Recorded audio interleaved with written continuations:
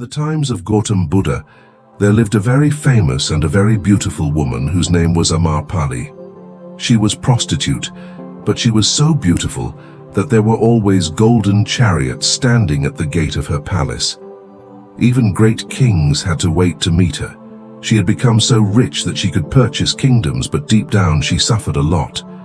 In that beautiful body, there was also a beautiful soul, which anchored for true love.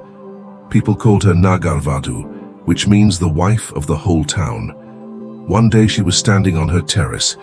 Just then she saw a young Buddhist monk who had nothing but just a begging bowl, but he had a tremendous presence, awareness, and grace. The moment she saw him, she was fascinated by his charm. She rushed down to him and said, "Oh monk, please accept my food at my home." The monk accepted her invitation. While serving him food, Amarapali said, "After 3 days, a rainy season is going to begin, and I invite you to stay in my house for 4 months. Usually Buddhist monks don't move for 4 months when it is the rainy season. Those are the 4 months they stay in one place. While for 8 months, they continuously move. Normally they can't stay more than 3 days in one place." Young monk replied, "I will ask my master. If he permits, then I will come." After saying this, he left. From there, before young monk could reach assembly, his fellow monks who saw all this rushed to Buddha and said, "Young monk has to be stopped. Amarapali has invited him to her house to live for 4 months. And a monk staying in a prostitute's house, it is not right." Buddha said to them, "Keep quiet, let him come." Young monk came, touched Buddha's feet, and told him the whole story. He said, "Lord, a woman has invited me to stay for 4 months of rainy season in her house. Every monk will be staying somewhere in somebody's house for 4 months. I too will have to stay somewhere for 4 months.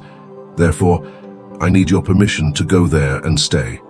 I shall go only if you permit." Buddha looked into his eyes and said, "You can stay." It was shocking for all the other monks. Thousands of monks who were there could not believe that Buddha has allowed a monk to stay in a prostitute's house. And all monks stood up and said, "This is not right. This man is hiding a fact. He is saying a woman has invited him, but in fact Amrapali has invited him. She is a prostitute. How can he stay in a prostitute's house for 4 months?" Buddha said, "I know.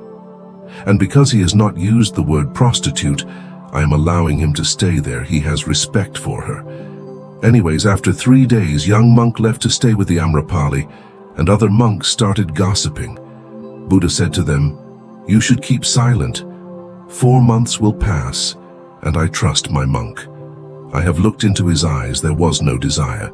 If a monk's meditation is deep, then he will change prostitute. And if his meditation is not deep, then prostitute may change him. It is now a question between meditation and physical attraction." Just wait for 4 months. Despite this, disciples thought, Buddha is trusting too much. That man is too young, and Amrapali is too beautiful. He is taking an unnecessary risk. Anyways, 4 months passed, and after 4 months, young monk came and touched Buddha's feet. Following him came Amrapali.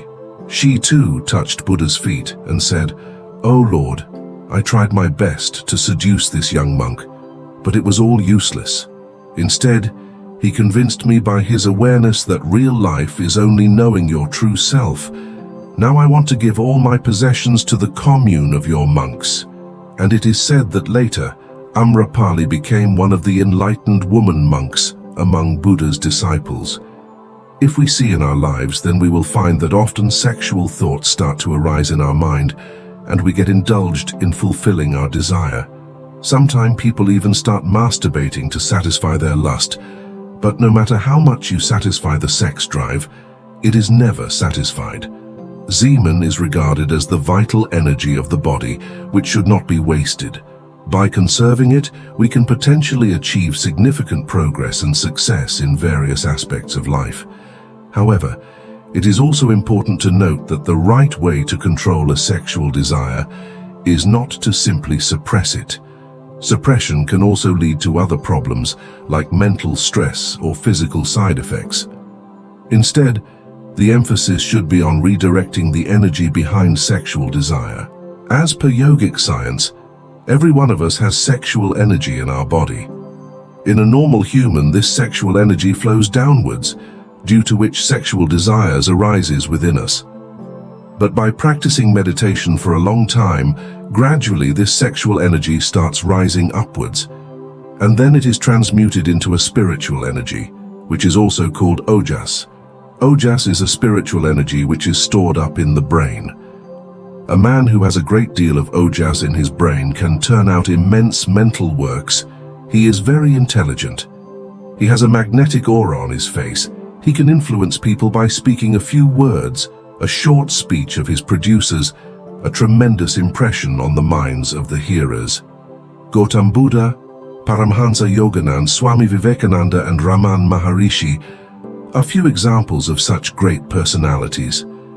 Therefore, if you want to free your mind from thoughts of lust, then always remember that if your meditation is strong and if your thoughts are pure, then by ascending your sexual energy into spiritual energy, you can not only control your lust, but to also achieve both spiritual and material success in your life.